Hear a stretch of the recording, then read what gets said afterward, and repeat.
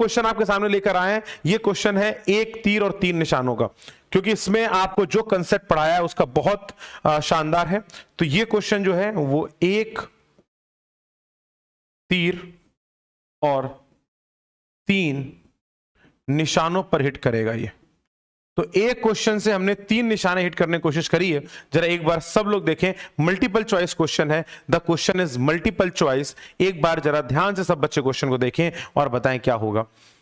बोला गया smooth track, a smooth track is in the form of quarter circle radius of 6 metre lies in the vertical plane. कहां lie कर रहा है? Vertical plane में लाई कर रहा है। Particle moves from P1 to P2 under the action of forces F1, F2, F3। तीन forces दिए गए, एक फोर्स सदैव हॉरिजॉन्टल लग रहा है। अगर हम ध्यान से देखें, F1 जो है वो हमेशा P2 की तरफ लग रहा है, ऑलवेज 20 न्यूटन मैग्नीट्यूड में है। F2 is always act horizontally, उसका मैग्नीट्यूड 30 न्यूटन दे रखा है। और आपको तीसरा बोल दिया गया है F3 always acts tangentially to the track and is of the magnitude 15 newton. ये हमेशा टेंजेंशियल लग रहा है। और तीनों के कंडीशन में आपसे पूछा है कि वर्क डन कितना होगा। तो मेरे प्यारे बच्चों, बहुत ही प्यारा क्वेश्चन और एक तीर से तीन निशाने आपके सामने लगाने जा रहे हैं। जरा ध्यान से देखो। सबसे पहले बात करें, सबसे आसान मुझे दिखाई पड़ता है कि अगर हम बात कर लें F2 की, तो चूंकि F2 की दिशा हमेशा फिक्स है, direction of F2 is always fix, तो मैंने कहा चलो इसको एक बार जरा नेक्स्ट पेज पर बड़े से बना के करते हैं ताकि आसानी से आपको समझा सकूं, दिखा सकूं। तो ध्यान से देखना मेरे प्यारे बच्चों।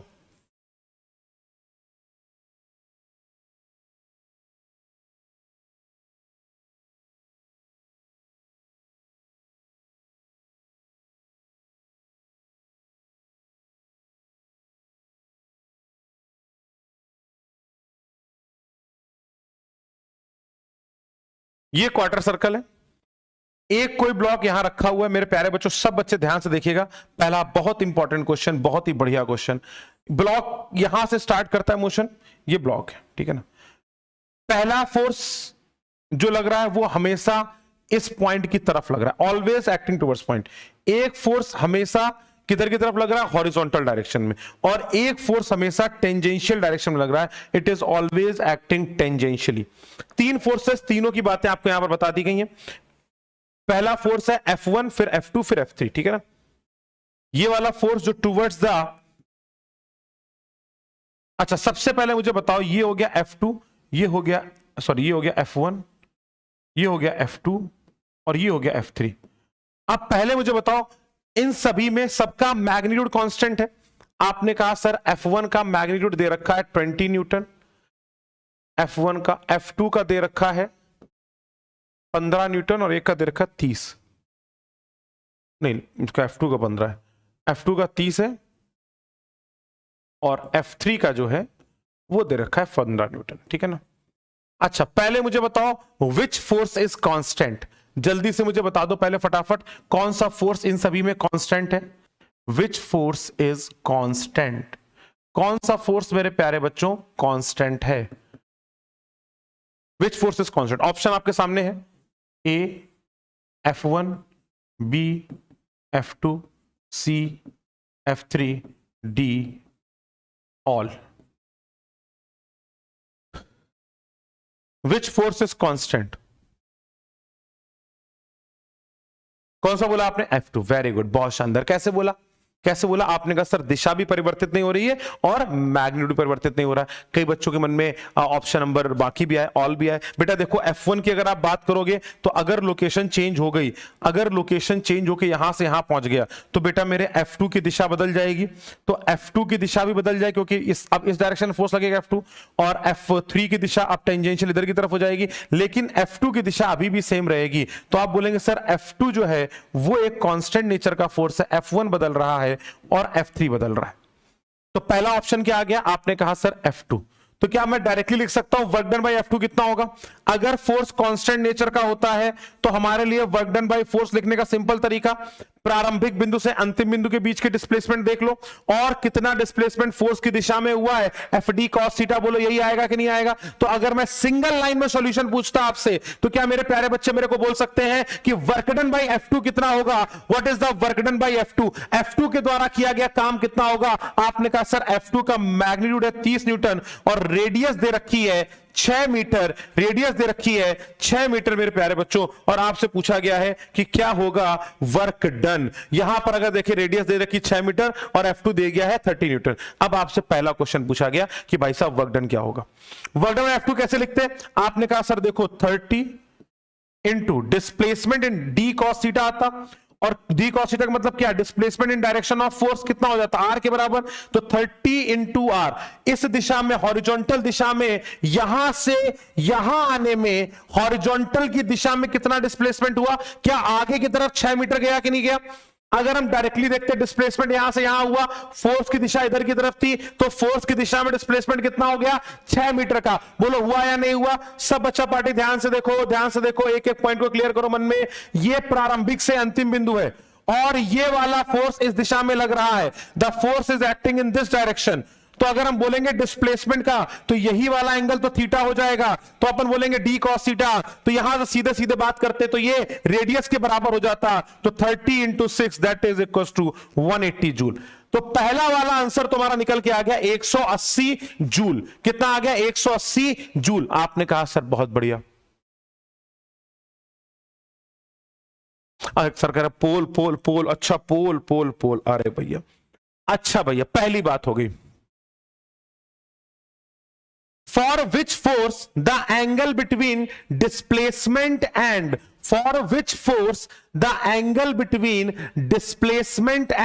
force is zero?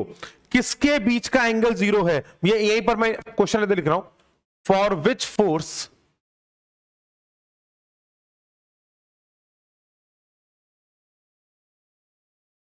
angle between F and displacement is zero throughout the motion? पूरे मोशन के दौरान किसके बीच में डिस्प्लेसमेंट शून्य रहा? आपके पास ऑप्शन लिखे हुए हैं, ए F1, B F2, C F3 और D F4 ऑल। किस केस में एंगल जो है जीरो है ये बताना है। मैं पोल पर जा रहा हूं और आप सभी से क्वेश्चन पूछने जा रहा हूं। पोल में मैं घुस रहा हूं फटाफट अभी।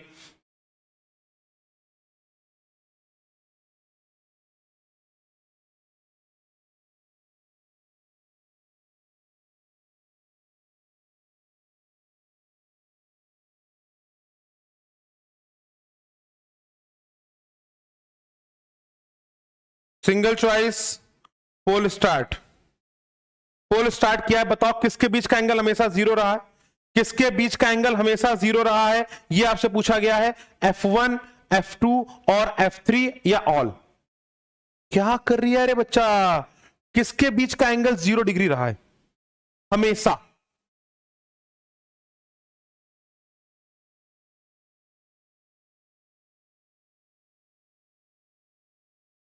तो अगर आप यहां पर बोलेंगे तो आप क्या बोलोगे? बेटा यार कैसे, कई बच्चों ने पोल पे गलत दिया आंसर, भाई ये कैसे कर रहे हो? बेटा गलत किया है भाई, ये तो गड़बड़ बात है। प्रत्युष, आदित्य, भावेश, हर्ष, वंश, वेरी गुड, आपने अच्छा किया है। लेकिन कई बच्चों ने गलत भी किया है। मेरे प्यारे बच्चों एक बात मुझे बताओ, ये जो फोर्स टेंजेंशियल है, मुझे एक बात बताओ, F2 को अगर हम ध्यान से घूरें, अगर हम F2 को ध्यान से घूरें तो क्या हमको यह दिखाई पड़ता है कि हर क्षण फोर्स भी टेंजेंट की दिशा में और डिस्प्लेसमेंट भी टेंजेंट की दिशा में? तो at all instant of time, at all instant of time मेरे प्यारे बच्चों, अगर हम यहां पर ध्यान से देखने की कोशिश करें तो हम क्या ये बोल सकते हैं कि हर क्षण जब भी हम देखें तो हर क्षण at all instant of time जिस दिशा में फोर्स लग रहा है उसी दिशा में तो डिस्प्लेसमेंट भी होगा। तो कभी भी आप देखो हर समय डिस्प्लेसमेंट भी टेंजेंट पर होगा, फोर्स भी टेंजेंट पर होगा। तो at all instant of time force is always towards the displacement. आपने कहा सर बिल्कुल सही बात है। अगर डिस्प्लेसमेंट और इसकी दिशा सेम है तो हर क्षण पर इनके बीच का एंगल 0 डिग्री होगा कि नहीं होगा?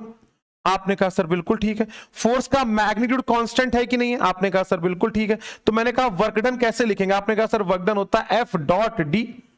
अब आपने कहा सर फोर्स की दिशा हर जगह बदल रही है, तो मैंने कहा लेकिन अगर मैं ध्यान से देखूं तो अगर हम यहां पर समझने की कोशिश करें कि भैया छोटा फोर्स छोटा डिस्प्लेसमेंट लिख देते हैं कि इस क्षण पर हुआ डिस्प्लेसमेंट, तो अगर आप देखेंगे सर इस क्षण पर हुआ डिस्प्लेसमेंट जो dr होगा या dl मान ले, इसको dl लिख देते ज्यादा अच्छा रहेगा क्योंकि dr रेडियस के लिए हो जाता है। इस क्षण हुआ डिस्प्लेसमेंट जो dl होगा मेरे प्यारे बच्चों, इस क्षण पर फोर्स और डिस्प्लेसमेंट दोनों के बीच का एंगल कितना है 0 डिग्री। अगर 0 डिग्री है तो इस क्षण वो छोटा सा जो वर्क डन किया जाएगा वो क्या मैं लिख सकता हूं FDL cos 0 डिग्री होगा।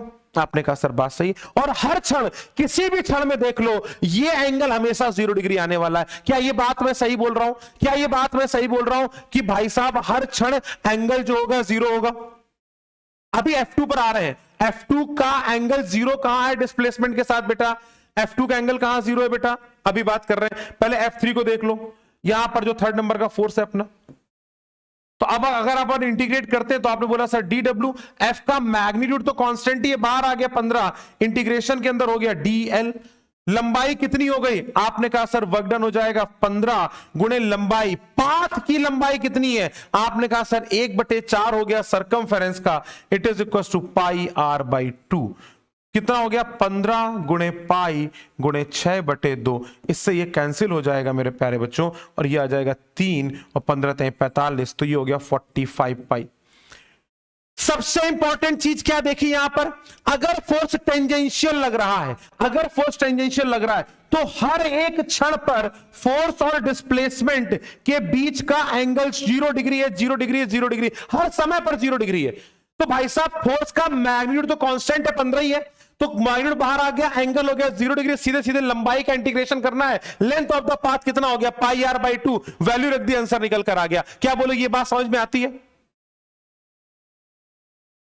डिस्प्लेसमेंट, ये बॉल किधर चली बेटा? ये बॉल किधर चली गुड्डा? यहां से ऐसे चला कि नहीं चला? बताओ बॉल कहां से कहां गया? बॉल कहां से कहां गया? ए से लेके बी पर गया। जब गेंद यहां से ऐसे जा रहा है, सोचो आप धक्का हमेशा ऐसे लगाते चल रहे हो, हर समय टेंजेंट की दिशा में आप धक्का देते जा रहे हो। तो अगर आप टेंजेंट की दिशा में धक्का देते जा रहे हो तो टेंजेंट की दिशा में कितना डिस्प्लेसमेंट होता जा रहा है, ये अपने को पूछना है, अपने को देखना है, राइट? तो कितना डिस्प्लेसमेंट होता है कि आपने कहा सर टेंजेंट टेंजेंट पूरा नाप लेंगे तो टोटल लंबाई आ जाएगी पाई r/2। कितना आ जाएगा? पाई r/2। क्या ये कंसेप्ट क्लियर होता है?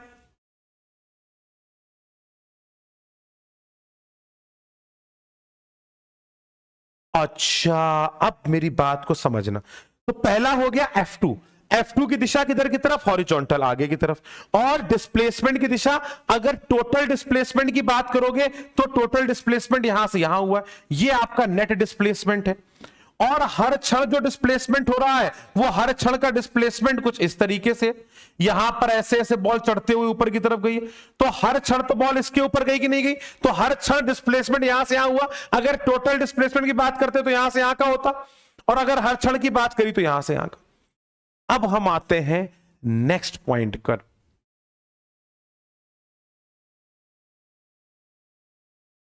अब मेरी जान, मेरी एक बात को ध्यान से समझना, क्योंकि अब जो लास्ट पॉइंट पढ़ाने जा रहा हूं यह सबसे ज्यादा इंपॉर्टेंट है। यह है जेईई एडवांस का एक्चुअल वर्जन, ठीक है ना? देखो, एक तीर से 3 निशाने हैं, लेकिन तीर लगाने में मेहनत करनी पड़ेगी ना। वो याद है बाहुबली वाला 3 तीर, एक बार में 3-3 तीर छोड़ते थे, लेकिन वो विद्या सीखनी पड़ेगी। तो पहले उस विद्या को बड़ा ध्यान से समझना कि कैसे हम बात करने जा रहे हैं। पहला कंसेप्ट दिमाग में क्या आया?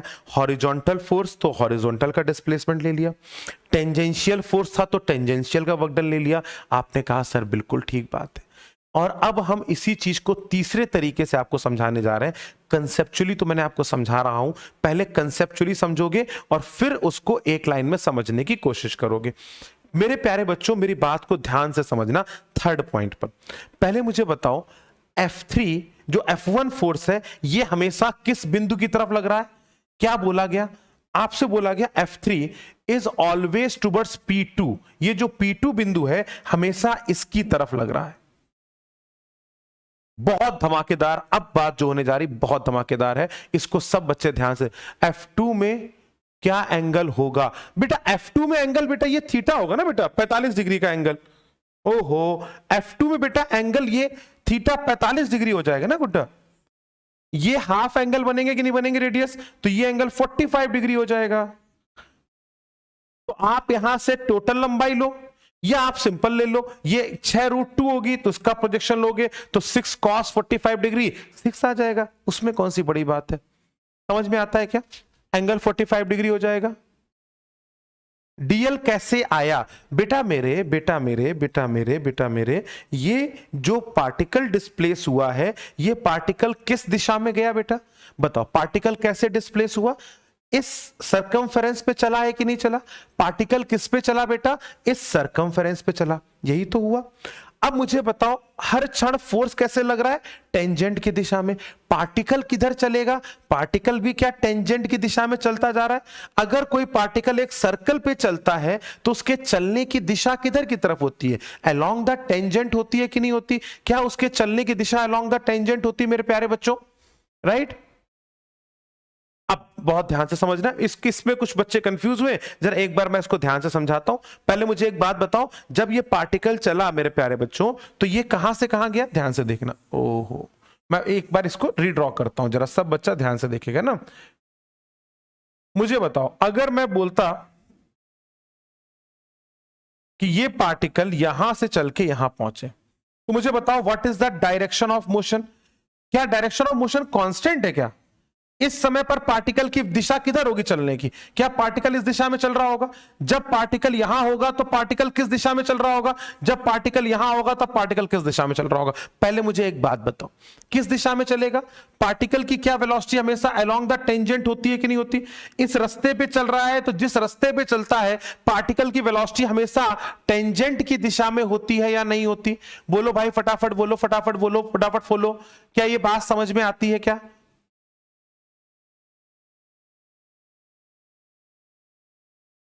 एंगल बता दीजिए F1 F, बेटा एंगल तीनों अलग अलग फोर्सेस है बेटा, तीनों का एंगल एक साथ मत देखो।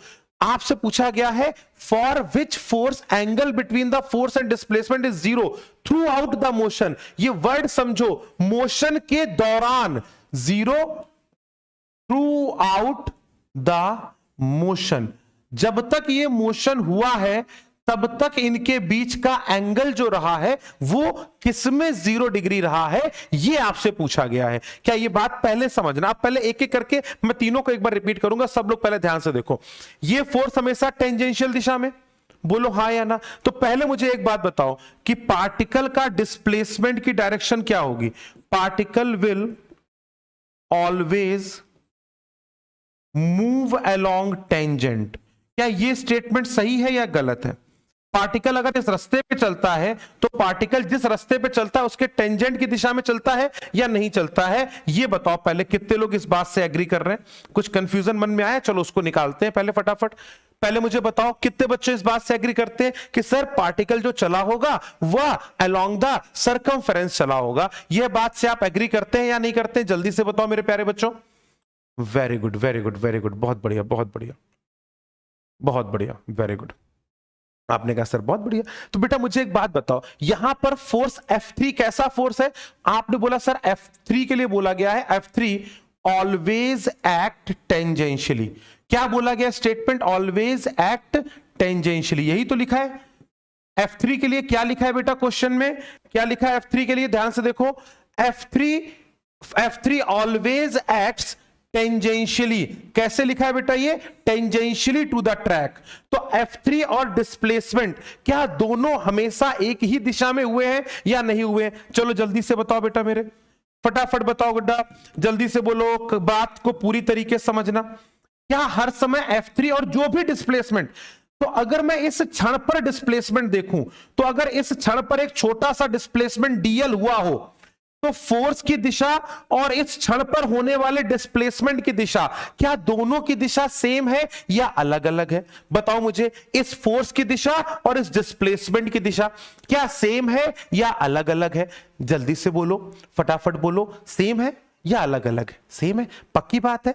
तो आपने कहा इनके बीच का एंगल कितना, 0 डिग्री। तो इस क्षण पर जब मैं इस पॉइंट को बोल दूं, मान लीजिए इस पॉइंट को मैंने बोला A1 और इस पॉइंट को मैंने बोला A2, तो A1 से A2 जाने में जो काम किया जाएगा dw, कहां से कहां तक, A1 से A2 का कितना है F3 डॉट dr, यही तो होता है। छोटा डिस्प्लेसमेंट हो गया dl, बीच का कोण हो गया 0 डिग्री। अगर ये 0 डिग्री हो गया तो क्या मेरी जान हम बोल सकते हैं F3 dl cos 0 डिग्री। मैंने कहा बेटा आप एलिमेंट कहीं पर भी ले लो, सिर्फ यहां मत लो, आप यहां ले लो, सिर्फ यहां मत लो, आप यहां ले लो। क्या हर समय एलिमेंट मतलब डिस्प्लेसमेंट की दिशा हर क्षण पर और फोर्स की दिशा हर क्षण पर क्या वो सेम रहेगी? तो एंगल इज ऑलवेज 0 डिग्री। तो अब हम यहां पर बोल सकते हैं F3 is always tangential, displacement is always tangential, तो थीटा इज ऑलवेज 0 डिग्री। पूरे मोशन के दौरान थीटा कैसा रहा? 0 डिग्री रहा। पूरे मोशन के दौरान थीटा कैसा रहा? 0 डिग्री रहा। क्या ये वाला कंसेप्ट अभी समझ में आता है?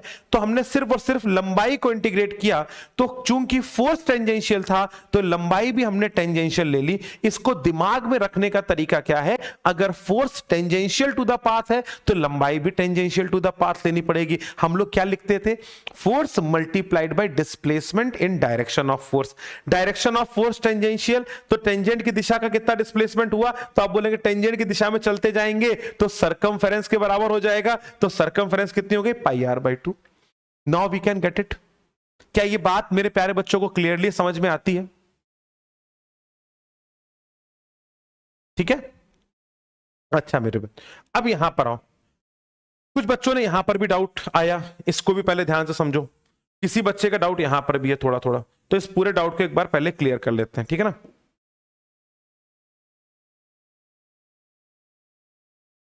ये अपना रास्ता है। फोर्स जो F2 लग रहा था वो हमेशा हॉरिजॉन्टल रहा, लेकिन डिस्प्लेसमेंट जो था वो हमेशा टेंजेंट की दिशा में था। हमेशा टेंजेंट की दिशा में डिस्प्लेसमेंट। अगर मैं यहां पर बात करता तो हर क्षण जो डिस्प्लेसमेंट की डायरेक्शन होगी वो तो अलोंग द टेंजेंट ही होने वाली है। तो यहां पर अगर थ्रू आउट द मोशन बोलते तो एंगल हर समय बदल रहा था। तो लेकिन हमारे लिए अच्छी बात क्या थी कि फोर्स F2 जो है वो कांस्टेंट है। फोर्स कैसा है बेटा? कांस्टेंट नेचर का है, उसमें हमारा फोर्स बदल नहीं रहा है, फोर्स की दिशा में कोई परिवर्तन नहीं है। अगर फोर्स की दिशा कांस्टेंट है तो हम एक लाइन में डायरेक्टली लिख सकते हैं force multiplied by displacement in direction of force. तो अगर हम यहां पर बात करते एक ब्लॉक को यहां से यहां ले जाया गया, तो चूंकि फोर्स कांस्टेंट है तो फोर्स वेरिएबल नहीं है, तो मुझे हेडेक लेने की जरूरत नहीं है कि मुझे किसी इंटीग्रेशन के चक्कर में पड़ना है। मैं तो सीधे बोलूंगा बेटा यहां से पहुंचे, यहां पहुंच गए, यहां से यहां पहुंच गए, तो ये डिस्प्लेसमेंट हो गया 6√2। जिन बच्चों को थोड़ा डाउट है, तो यहां से अगर मैं एंगल बोलूंगा फाइनल डिस्प्लेसमेंट, ये क्या हो गया?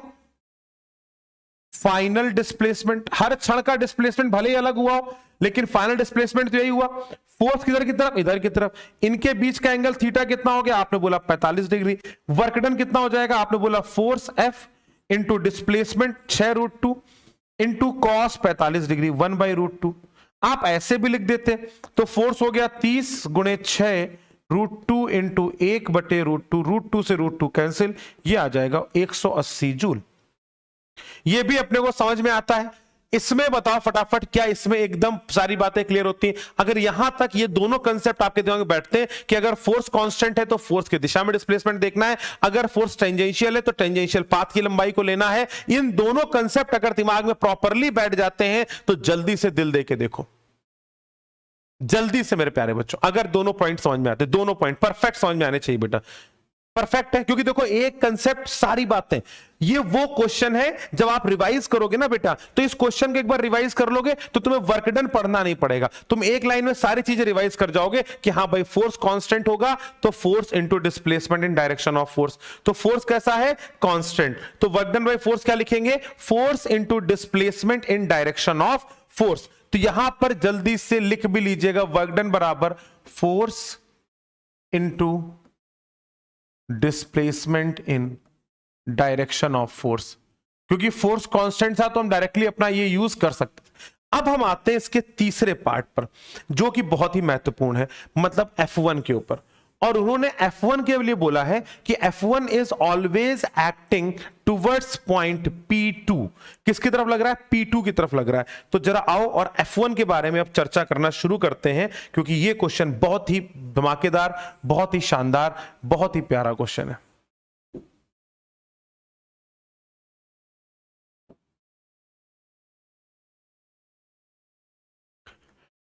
फोर्स हर क्षण, पहले मुझे बताओ ब्लॉक कैसे चल रहा है, हर समय ब्लॉक कैसे चल रहा है, जल्दी बताओ सब लोग बताओ, ब्लॉक कैसे चल रहा है बेटा? ब्लॉक अलोंग द पाथ चल रहा है, अलोंग द सर्कमफेरेंस चल रहा है। हर समय इस पर लगने वाला फोर्स जो है, अब अगर मैं ध्यान से देखूं,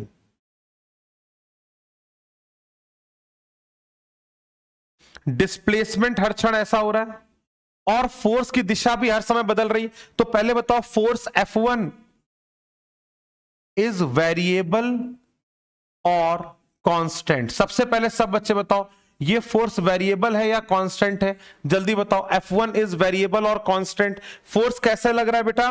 force is always acting towards this point, always acting. यहां पर था तो इस तरफ लग रहा था, यहां पर था तो इस तरफ लग रहा था। Force is always acting towards this point. तो आपसे पूछा गया है फोर्स वेरिएबल है या कांस्टेंट है, क्या लिखोगे आप लोग? वेरिएबल। Very good. आपने कहा टेंजेंशियल नहीं है, force is always acting towards this point. इस पॉइंट को नाम दे दिया है P2। क्या नाम दिया मेरे प्यारे बच्चों? इसको नाम दे दिया P2 P1 से। तो आपने कहा सर यहां पर तो बड़ा मुश्किल लग रहा है क्योंकि फोर्स भी वेरिएबल है, तो अब ये भी नहीं लगा सकते force multiplied by displacement in direction of force, ये भी बड़ा मुश्किल हो जाएगा क्योंकि सर फोर्स वेरिएबल है। क्या करें? मैंने कहा बेटा एक चीज देखो, क्या force is always towards a point, क्या हम कुछ ऐसा लिख सकते हैं, nature of force is central, nature of force is central. बेटा इसको बहुत लोग गलत तरीके से बता देते हैं, इसलिए थोड़ा क्वेश्चन को ध्यान समझना क्योंकि बहुत प्यारा क्वेश्चन है। नेचर ऑफ फोर्स इंटीग्रेशन करोगे तो लंका लग जाए क्योंकि हर समय थीटा पता नहीं क्या हो रहा होगा, हर क्षण इसका डिस्प्लेसमेंट इसके साथ एंगल जो होगा θ1 θ2 θ3, हर समय एंगल अलग अलग बन रहा होगा। इंटीग्रेशन करने के लिए सोचेंगे तो हर जगह थीटा निकालने में लंका लगा देंगे अपनी हम। क्या ये मैं बोल सकता हूं nature of force is central in nature? कुछ कहानी समझ में आती है? आपने कहा सर हमेशा एक बिंदु की तरफ लग रहा है, अगर एक बिंदु की तरफ कोई फोर्स लगता है मतलब सेंट्रल नेचर तो है, एक ही बिंदु की तरफ लग रहा है, मतलब आपने कहा it means force is conservative. अब देखो अब गेम पलटा है, ये क्वेश्चन आपको एडवांस की तरफ लेके जा रहा है। इसका मतलब फोर्स कैसा हो गया? कंजर्वेटिव। सेंट्रल का मतलब क्या होता है? सेंटर का मतलब क्या होता है? सेंट्रल का मतलब होता है क्या? एक बिंदु की तरफ। सेंट्रल का मतलब क्या होता है मेरे प्यारे बच्चों? Towards a point. सेंट्रल का मतलब क्या होता है? टुवर्ड्स अ पॉइंट, एक ही बिंदु की तरफ, यही तो बोला था सेंटर, कल याद दिलो बताया था, टुवर्ड्स अ पॉइंट। तो अगर ये फोर्स सेंट्रल नेचर का है, एक बिंदु की तरफ लग रहा है, तो हम ये बोल सकते हैं कि भैया नेचर ऑफ फोर्स जो हो गया वो कंजर्वेटिव हो गया। अब जुगाड़ देखो, आपने कहा सर अगर फोर्स कंजर्वेटिव है तो साला लफड़ा खत्म करो। आपने कहा कौन सा लफड़ा? मैंने कहा देखो यार, वर्क डन जो है ना वो पाथ इंडिपेंडेंट होता है। कंजर्वेटिव अगर दिमाग में आ गया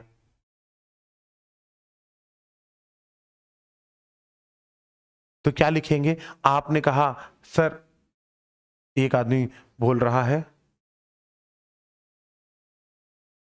ध्यान से देखना, ध्यान से देखना, क्या बोला? नेचर ऑफ फोर्स कंजर्वेटिव हुआ। आपने कहा हुआ। क्या मैं बोल सकता हूं ये स्टेटमेंट सही है गलत? बेटा हर एक चीज रिवाइज हो रही है इस क्वेश्चन से। Force is work done by force is independent of path, work done by force is independent of path. क्या ये स्टेटमेंट सही है? जल्दी बताओ, ट्रू और फॉल्स? क्या ये स्टेटमेंट सही है? Path independent? आहा, आपने कहा सर ये पाथ इंडिपेंडेंट होगा। तो अपन ने कहा देखो कहां से कहां पहुंचना है। आपने कहा सर देखो अपने को पहुंचना, तो अब मैं इसको थोड़ा सा डिलीट कर रहा हूं ताकि थोड़ी सी जगह मेरे को बने, ठीक है ना। मैंने कहा यार अपने को पहुंचना तो यार यहां से यहां है, तो अपना पाथ है क्या? आपने कहा यार देखो अपना पाथ जो है वो तो ये है। क्या यही पाथ है? मतलब फाइनल और इनिशियल पॉइंट ये है। अब मैं इस P1 से इस P2 किसी भी रास्ते से जाऊं, मेरी बात को सब बच्चे ध्यान से सुनना, मेरे बच्चे सब ध्यान से सुनना मेरी बात को, क्योंकि ये एप्लीकेशन ऑफ कंजर्वेटिव फोर्स आपको कहीं और नहीं मिलेगा। यहां से मैं ऐसे जाता, इस रास्ते पर जाता, वर्क डन 3, इस रास्ते पर जाता, वर्क डन 2, इस रास्ते पे जाता जो टेंजेंट के लॉन्ग गया, वर्क डन 1। इन तीनों ही रास्ते पर कैसे भी जाता तो क्या मैं लिखता work done by 1 is equal to work done by 2 is equal to work done by 3। किसी भी रास्ते पे जाओ वर्क डन हमेशा बराबर होगा। क्या ये स्टेटमेंट सही है? जेई 2003 का क्वेश्चन कल कराया था, यही क्वेश्चन था कि नहीं था? अगर कोई फोर्स कंजर्वेटिव नेचर का है तो प्रारंभिक बिंदु से अंतिम बिंदु पहुंचने के लिए आप कोई भी रास्ता पकड़ लो, आप कोई भी रास्ता पकड़ लो, आप कोई भी रास्ता पकड़ लो, आप कोई भी रास्ता पकड़ लो, क्या बोलोगे? वर्क डन कैसा होगा मेरी जान? सेम होगा। सही बात है, 100%, 110% सही। अब हमने कहा यार बताओ किस रास्ते पर आसानी से वर्क डन निकाला जा सकता है। आपने कहा इस रास्ते में लोचा है, सर फोर्स की दिशा बदल रही है, थीटा बदल रहा है, बहुत भारी काम है, इंटीग्रेशन पिंटीग्रेशन करना पड़ेगा, दिमाग की एकदम लंका लग जाएगी। किस रास्ते को पकड़ा जाए? किस रास्ते पे तुमको लगता है कि सर बहुत आसानी से काम हो जाएगा? बताओ कौन सा रास्ता चूज करें? कोई लग रहा है इसमें फर्स्ट, सेकंड, थर्ड, किस रास्ते पर, या कोई और रास्ता आपको लग रहा हो कि जिस रास्ते पे सर चलेंगे तो बड़े आसानी से हम कैलकुलेट कर ले जाएंगे? आपने कहा सर 2 पे चलो, यस। आपने कहा सर अगर देखो 2 पे चलें तो हमको एक फायदा दिखाई पड़ता है। आपने कहा क्या? आपने बोला सर देखो फोर्स हमेशा P2 की तरफ लग रहा था, तो अगर हम इस रास्ते पर चलेंगे, अगर हम इस रास्ते पे चलेंगे तो हमारा डिस्प्लेसमेंट भी इस दिशा में होगा और फोर्स भी हमेशा इसी दिशा में लग रहा होगा। तो यहां पर अगर हम देखें तो लगने वाला फोर्स F1 हमेशा इसी दिशा में होगा। क्या पहले मुझे एक बात बताओ, अगर मैं इस रास्ते पर गया तो फोर्स की दिशा हमेशा P2 की तरफ है, तो क्या हमेशा हर समय फोर्स की दिशा इसी के अलॉन्ग होगी कि नहीं होगी? बोलो हां या ना, बोलो हां या ना, जल्दी बताओ। तो अब मैं आपसे पूछना चाह रहा हूं work done by F1 on path 2, work done by F1 on path 2 क्या होगा? ऑप्शन लिख दे रहा हूं। ए ऑप्शन है आपके पास F into R, B option है F into R pi by 2, C option है F इंटू आर रूट 2 और डी ऑप्शन है F into R upon root 2। बताएं भाई कौन सा ऑप्शन आप सभी को सही लग रहा है?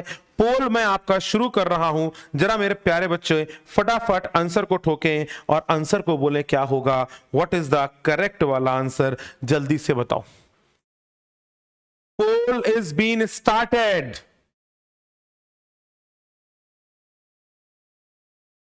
कुछ बच्चों ने कर दिया है बवाल, तुमको पड़ेंगे धमाल, मुक्का पड़ेगा।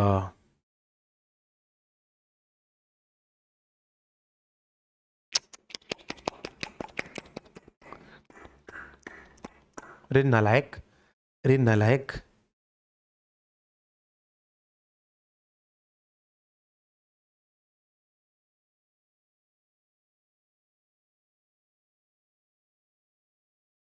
अमन गौतम, हर्षिना, शुभम वर्मा, तनीषा एंड अनुराग, ये 3 लोग हैं जिन्होंने अपना आंसर जो है वो परफेक्टली सही दिया है।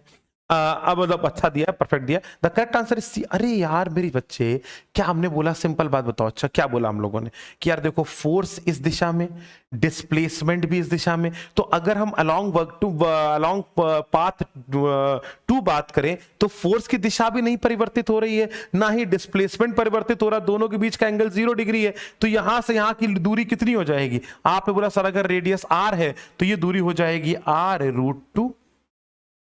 तो वर्क डन बाई F कितना हो जाएगा? वर्क डन बाई F1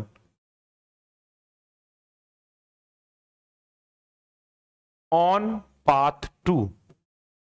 और अच्छी बात क्या है, पाथ 2 पे जो वर्क डन होगा वो हो जाएगा F1 into R root 2 into cos 0 degree. तो आंसर निकल के आ जाएगा। F1 की वैल्यू आपको दे रखी है बेटा 20 न्यूटन, 20 और ये हो गया 6 रूट 2, तो 20 गुणे 6 root 2, the answer will be 120 root 2। Answer कितना आ जाएगा? 120 रूट 2 जूल। बोलो चमका, पक्की बात है, एकदम सच्ची बात है, कोई परेशानी वाली बात? ये क्या हो गया? F डॉट आर रूट 2 की। अब मुझे एक बात बताओ, हमने वर्क डन इन पाथ 2 निकाला, तो मतलब हमने W2 कैलकुलेट किया। अब जो W2 होगा वही W1 है, वही W3 है, तो हमारे लिए कोई अंतर की बात नहीं है, हमारे लिए सारी वैल्यूज एक होंगी। अब जरा हम ऑप्शन को देखते हैं क्या क्या लिखा है। आपने बोला work done by F1 is 120 joule, आपने कहा सर गलत, ये आंसर कितना होना चाहिए बेटा यहाँ पे 120√2, तो ये गलत हो गया। वर्क डन बाई 180 जूल अपने निकाल लिया, 45 पाई हमने निकाल लिया, F1 इज कंजर्वेटिव नेचर, ये भी हमने निकाल लिया। तो करेक्ट ऑप्शन क्या हो जाएगा, बी, सी और डी। एक तीर तीन निशाने। ध्यान से देखो, कोई परेशानी कोई शंका हो तो बताओ।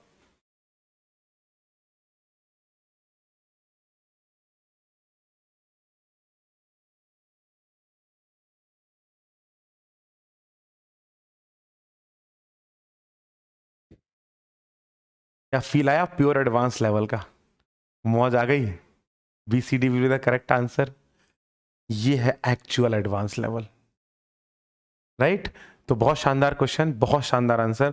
बेटा एक एक चीज को मैंने लिखा है, हर एक को अलग अलग डिस्क्राइब किया है, हर एक को अलग अलग डिस्क्राइब किया है, ये आपके लिए